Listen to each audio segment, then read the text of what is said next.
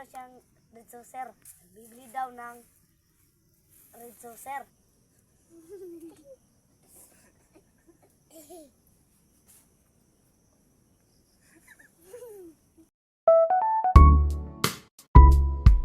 Tanggol, may pupuntahan tayo ngayon. Sino? Si Mr. Teng. Bibili daw siyang red saucer. Sige, tawagan mo Lucio.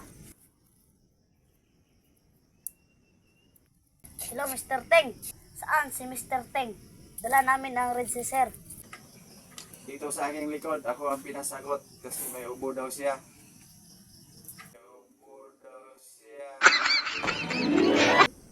Dito sa Bugagan, sa payag ni Mang Juan. Punta kayo dito. Tara na, Tanggol.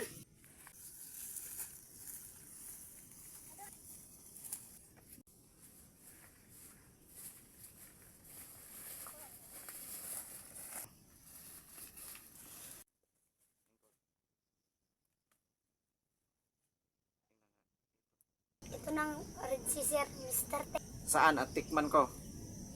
Ito. Una ito, Lucio. Tamang tama. Para sa aking inumin ang red saucer. Tunay ang iyong red saucer. Ang bayad, Mr. Teng.